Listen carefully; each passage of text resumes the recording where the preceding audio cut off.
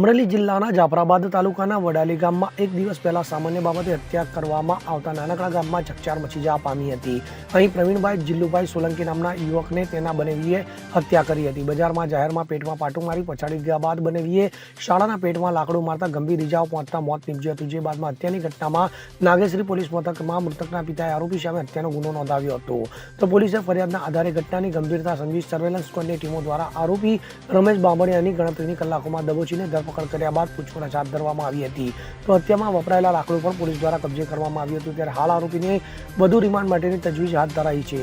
મૃતક યુવકના પિતા જીલુ સોલંકીએ આરોપી રમેશ બામણિયા સામે હત્યાની ફરિયાદ નોંધાવી હતી, જેમાં ફરિયાદી જીલુ સોલંકીની દીકરી દયાબેન આરોપી રમેશ બામણિયા સાથે પ્રેમ લગ્ન કર્યા હોવાના કારણે વડાલી ગામે રહેતી હતી। તો આરોપી રમેશ પત્ની દયાને હેરાન પરેશાન કરતો હતો, જેના કારણે આરોપીની પત્ની દયાબેને મનદુખના કારણે વડાલીના પિતાના ઘરે જતી રહી હતી, જેના કારણે આ મનદુખ રાખી બંનેવીએ તેના શાળા મૃતક પ્રવીણ સોલંકી ગામમાં દૂધ લેવા જતા આરોપી રમેશ બામણિયા દ્વારા જોરથી પેટના ભાગે પાટું મારી લાકડા વડે પેટના ભાગે મૂઢ માર મારી અપશબ્દો આપી જીવલેણ હુમલો કર્યો હતો, જેમાં પ્રવીણનું મોત નીપજતા આ મામલો હત્યામાં પલટાયો હતો। તો હાલ નાગેશ્રી પોલીસ દ્વારા આરોપીને ઝડપી લઈ આ સમગ્ર મામલે કાયદેસરની કાર્યવાહી હાથ ધરવામાં આવી છે। Bureau report CN24 news. હવે જુઓ દેશ દુનિયાની તમામ ખબરો તમારી આંગળીના ટેરવે।